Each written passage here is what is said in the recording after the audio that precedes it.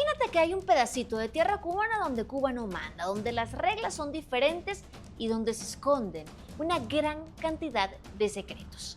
Ese lugar es Guantánamo, una base naval de Estados Unidos en la isla de Cuba y más específicamente la sede de una prisión temida y polémica. Pero, ¿cómo es que Estados Unidos tiene un pedazo de Cuba? ¿Quién pensó que era buena idea poner allí una de las cárceles más infames del planeta? Y lo más importante, ¿cómo es la vida de quienes están encerrados allí? Agárrate, porque esto es una historia de traiciones, de estrategias militares y decisiones políticas. Todo tiene historia, soy Nina Andrade, bienvenido a mi canal. Para entender todo este rollo hay que remontarnos al año 1898, cuando Estados Unidos estaba en pleno conflicto con España por el control de Cuba. La guerra entre estos dos países terminó con la firma del Tratado de París, ese mismo año, 1898. Entonces España se cansó y dijo, ¿saben qué? Ahí ya está.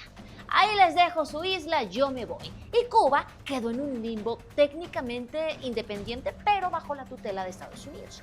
Como parte de este acuerdo, en 1903, los gringos negociaron con el nuevo gobierno cubano un tratado que les daba un pedacito de territorio en la bahía de Guantánamo para establecer allí una base naval.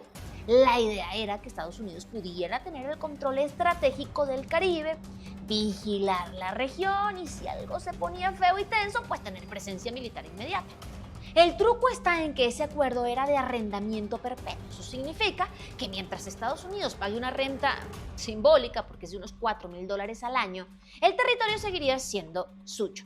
Y aquí se pone bien interesante porque resulta que Cuba lleva décadas sin cobrar ese dinero porque consideran que el contrato es ilegítimo. Ojo, Estados Unidos sigue enviando los cheques. Según el gobierno cubano, pues ese dinero no se cobra. ¿Quién sabe? Eso es otra historia.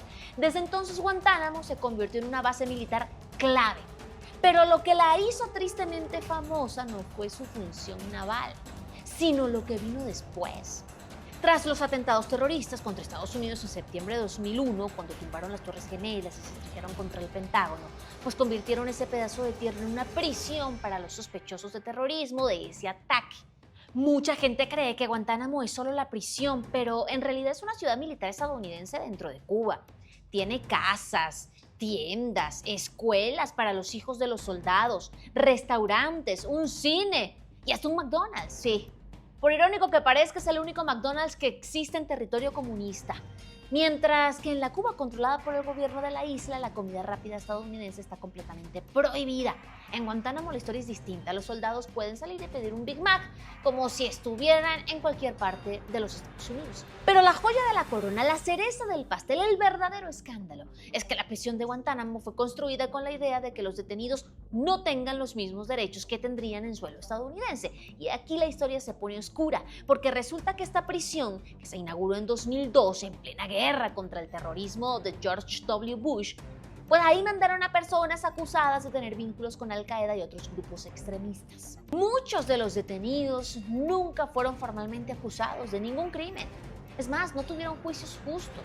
Fueron capturados en Afganistán, Pakistán y otros países y enviados a Guantánamo sin pruebas, solo la sospecha de tener conexiones con terroristas. En los primeros años las condiciones en la prisión eran espantosas. A ver, les hablo de que había torturas, ahogamientos simulados, aislamiento extremo.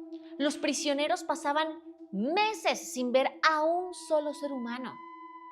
No había acceso a abogados. Otros eran obligados a estar de pie por horas. A veces los despertaban con agua helada. A un detenido incluso lo encerraron en una caja de madera tipo ataúd por días. Algo así como enterrado vivo. En fin, esto provocó que organizaciones de derechos humanos, que la ONU denunciaran la prisión. Pero Estados Unidos se aferró a la idea de que era un centro de detención necesario para la seguridad nacional. De allí han salido historias escalofriantes, como las del preso más joven, Un niño de 14 años, Mohamed El Gorani, originario de Arabia Saudita, capturado en Pakistán. Y estuvo allí por años sin cargos formales. Y no fue el único. En Guantánamo también estuvo recluido un joven de 15 años, otro de 17. Está la historia de un hombre saudí que intentó suicidarse 12 veces y nunca pudo. Decía que era mejor morir que estar allí. Se cortó las venas, se intentó ahorcar con una sábana, se comió unos cubiertos de plásticos. Mejor dicho, intento tras intento tras intento y nunca pudo suicidarse. Años después salió diciendo que le quitaron la humanidad.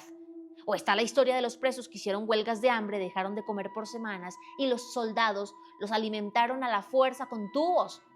Dicen muchos de los que estuvieron allí que en la noche se escuchaban gritos desgarradores, cadenas arrastrándose. Lo que se oye de Guantánamo es suficiente para entender la magnitud de lo inhumano.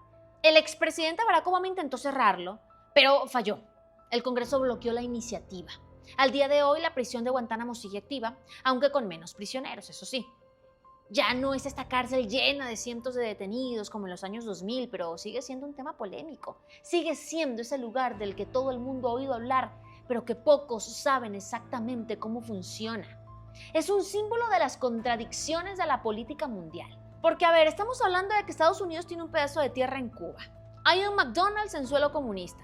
Cuba no puede recuperar su territorio y Estados Unidos no sabe cómo cerrar una prisión en donde los derechos humanos no existen.